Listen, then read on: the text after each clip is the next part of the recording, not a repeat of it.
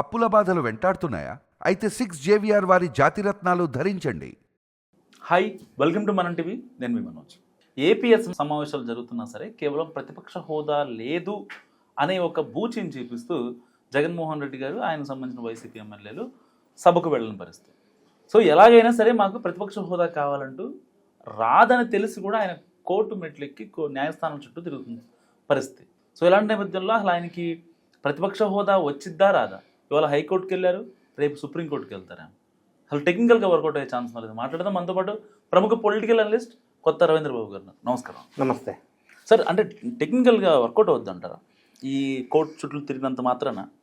అంటే ప్రజాస్వామ్యంలో ఎలక్షన్స్లో నిలబడి గెలిచి ఎమ్మెల్యే కానీ ఎంపీ కానీ ఎవరైనా ప్రజాప్రతినిధి చట్టసభలకి వెళ్లకుండా ఉన్నట్టయితే అది ప్రజాస్వామ్యాన్ని కూనీ చేసినట్టు. ఇది ఫ్యాక్ట్. ఎందుకంటే ప్రజలు ఓట్లు వేసిన పర్పస్ ఏంటి, ఎన్నుకున్న పర్పస్ ఏంటి? అసెంబ్లీకి వెళ్ళి, దేవాలయం లాంటి అసెంబ్లీలోకి వెళ్ళి అక్కడ ప్రజా సమస్యల్ని ప్రతిబింబించి దాని ద్వారా ప్రభుత్వం నుంచి రావాల్సిన సమాధానాన్ని తీసుకొని పరిష్కారం చేసుకునే విధంగా చట్టసభల్లో వ్యవహరించమని చెప్పి ఓట్లేసి గెలిపించారు. వెళ్ళకపోతే మరి ప్రజాస్వామ్యాన్ని కూనీ చేసినట్టు ఒకటి నంబర్ 1. నంబర్ 2, ఎలక్షన్లో గెలిచిన తర్వాత ఈ ప్రజాప్రతినిధులకి శాలరీస్, వేజెస్, అలవెన్సెస్, టీఏలు, డిఏలు, ప్రోటోకాల్ ఇవన్నీ కూడా పబ్లిక్ మనీ, ప్రజా ధనంతో ప్రభుత్వం వాళ్ళకి పేమెంట్స్ చేస్తూ ఉంది. మరి డ్యూటీ చేయకుండా పేమెంట్ తీసుకోవడం అనేది ఎంతవరకు correct? No work no pay చేయొచ్చు కదా. వీళ్ళు వర్కే చేయనప్పుడు పేమెంట్ ఎందుకు ఇవ్వాలా? ఇది ఒక ఎవరంతటా వాళ్ళు సెల్ఫ్ క్వశ్చన్ వేసుకోవాల్సిన అవసరం ఉంది. అసెంబ్లీకి దుమ్మా కొడుతున్న ఈ పర్టికులర్ పార్టీకి చెందిన ఎమ్మెల్యేలు ఇప్పుడు వీళ్ళు చెప్తున్న, మీరు ప్రస్తావించినట్టుగా ప్రతిపక్ష హోదా ఇస్తే అసెంబ్లీకి వస్తా. ప్రతిపక్ష హోదా అనేది ఎవరివ్వాలా? ప్రజలు ఎన్నుకొని ఎక్కువ సీట్లు ఓట్లేసి గెలిపించుకుంటే మీకు ప్రతిపక్ష హోదా ప్రజలు ఇచ్చినట్టు. అది ప్రజలు ఇవ్వకపోతే అసెంబ్లీలో స్పీకర్ ప్రతిపక్ష హోదా ఎలా ఇస్తారు? ప్రజలు ఇవ్వలేదు కదా. ఇంకొక అంశం, మాకు 39%, 40% ఓటు పర్సంటేజ్ ఉంది అని అంటున్నారు. భారతదేశంలో ఓటు పర్సంటేజ్ని బట్టి ప్రతిపక్ష హోదా ఉండదు. ఓటు సీట్లను బట్టి ఉంటాయి. పర్సంటేజ్ని బట్టి ప్రతిపక్ష హోదా కావాలి అని అంటే జర్మనీ వెళ్ళాలి. ఇక్కడ ప్రజాస్వామ్య వ్యవస్థలో ఆ సిస్టమ్ లేదు. మూడోది, ఆయన అంటారు ఏ రూల్ ప్రకారం ఇవ్వరు అని అంటారు. ఒక మాజీ ముఖ్యమంత్రి సబ్జెక్ట్ తెలియదని నేను అనుకోవట్లా. ప్రజల్ని కన్ఫ్యూజ్ చేయడానికి ఇలా చేస్తున్నారేమో, లేదా రకరకాల రీజన్స్, వ్యూహాలు ఉండి ఉండవచ్చు. ఇప్పుడు భారత రాజ్యాంగంలో ఆర్టికల్ 190 క్లాజ్ 4 కానీ 188 కానీ ఏం చెప్తుందో ఆయనకి తెలియని విషయం కాదు. ఇవన్నీ ఒక పక్కన ఉంటే వీళ్ళు ఇవ్వట్లేదని చెప్పి ఆల్రెడీ కోర్టుకు వెళ్ళారు. కోర్టుకి వెళ్ళిన సందర్భంలో కూడా ఆంధ్రప్రదేశ్ స్పీకర్ ఒక రూలింగ్ ఇచ్చారు February 5th. ఈ సో రీజన్స్ వల్ల ప్రతిపక్ష హోదా ఇవ్వటం సాధ్యం కాదు అని. అయినప్పటికీ అసెంబ్లీలోకి వెళ్ళి సమస్యలు ప్రస్తావించకుండా ఇప్పటికి కూడా మళ్ళీ కోర్టుకు వెళ్ళారు. ఇప్పుడు ఈయన జగన్ రెడ్డి గారు అనేది ఏంటంటే Andhra Pradesh payment of salaries, pensions and removal of disqualification act section 12B ప్రకారంగా ప్రతిపక్ష హోదా ఇవ్వాలని ఇంకొక రకమైన వాదన, వితండ వాదన వెలుగులోకి తీసుకొస్తున్నారు. మనం ఒక్కసారి గత చరిత్ర బ్యాక్గ్రౌండ్ భారతదేశంలో గమనించినట్టయితే 2014లో కానీ 2019లో కానీ పార్లమెంట్లో కాంగ్రెస్ పార్టీకి ప్రతిపక్ష హోదా రాలే. వాళ్ళు కూడా కోర్టులకు వెళ్ళారు. అప్పుడు కోర్టు జడ్జిమెంట్స్ ఒకసారి పరిశీలించినట్టయితే ఈ నిర్ణయం తీసుకోవాల్సిన బాధ్యత స్పీకర్ మీద ఉంటుంది అని స్పష్టంగా తీర్పునిచ్చాయి. అదే తీర్పు ఇప్పుడు కూడా అప్లికబుల్ ఆంధ్రప్రదేశ్ అసెంబ్లీకి. ఈ డెసిషన్ తీసుకోవాల్సింది స్పీకర్. రెండో అంశం, సభకి వస్తే మాకు ఎంత టైం ఇస్తారో చెప్పండి అని బయట కూర్చొని, ఇంట్లో కూర్చొని ప్రెస్ మీట్లు పెట్టి అడుగుతున్నారు. ఎంత టైము ఎవరికి ఇవ్వాలనేది బిజినెస్ అడ్వైజరీ కమిటీ మీటింగ్లో డిస్కషన్ అవుతుంది. First number 1. నంబర్ 2, సభ్యుల సంఖ్యను బట్టి ఏ టైం ఇవ్వాలనేది డిసైడ్ అవుతుంది. నంబర్ 3, ఆ క్వశ్చన్ బట్టి ఒక్కోసారి టైం కేటాయింపు కూడా పెంచవచ్చు. అది స్పీకర్ ఆధీనంలో ఉన్నటువంటి నిర్ణయం.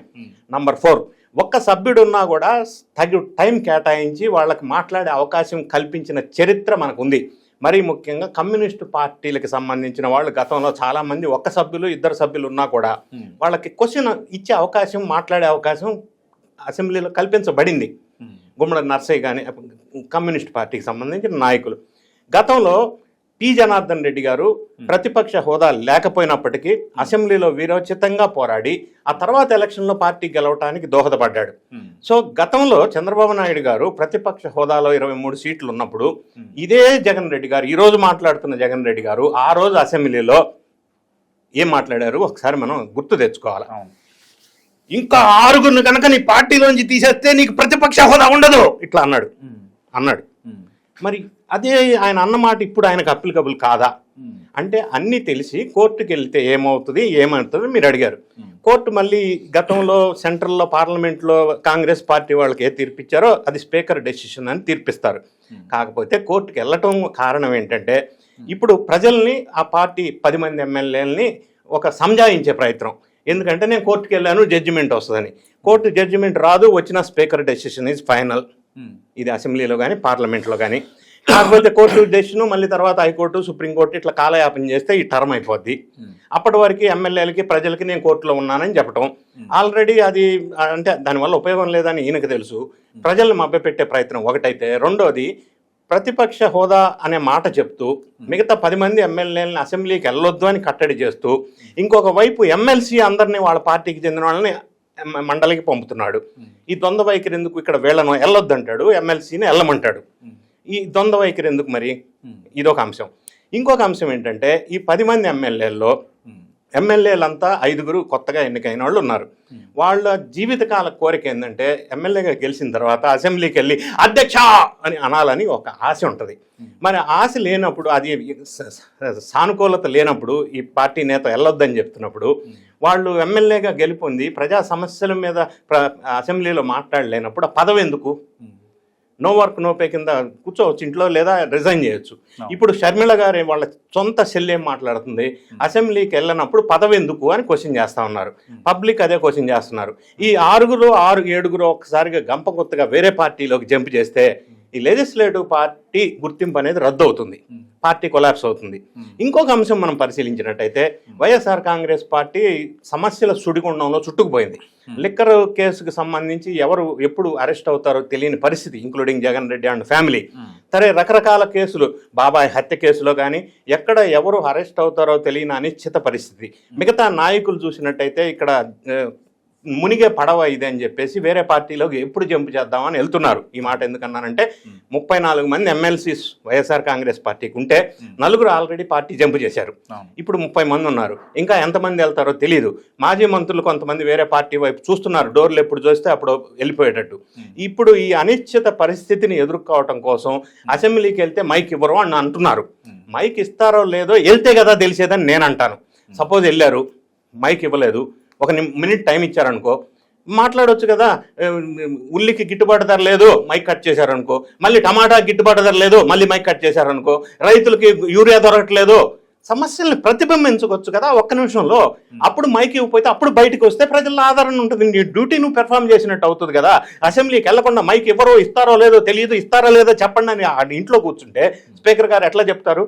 ఇది ఒక వితండమైన వాదన, ప్రజల్ని మభ్యపెట్టే వాదన. వెళ్ళి 1 నిమిషమో 2 నిమిషాల్లో మాట్లాడాలా? వెళ్ళినప్పుడు ఎందుకు ఎన్నుకున్నారు మిమ్మల్ని అనేది బేసిక్ క్వశ్చన్ నేను అడిగేది. సరే, ఇంకొక క్వశ్చన్ ఈ మధ్య వినిపిస్తూ ఉంది, వీళ్ళందరూ జగన్ రెడ్డి గారు ఒకవేళ అరెస్ట్ అవుతారా అని చర్చ జరుగుతున్న సందర్భంలో ఒకవేళ నన్ను అరెస్ట్ చేస్తే మీరంతా రిజైన్ చేయండి అని ఒక ప్రతిపాదన చేస్తే ఎమ్మెల్యేలు ఒప్పుకోలేదని ఒక విషయం బయటకు వస్తూ ఉంది.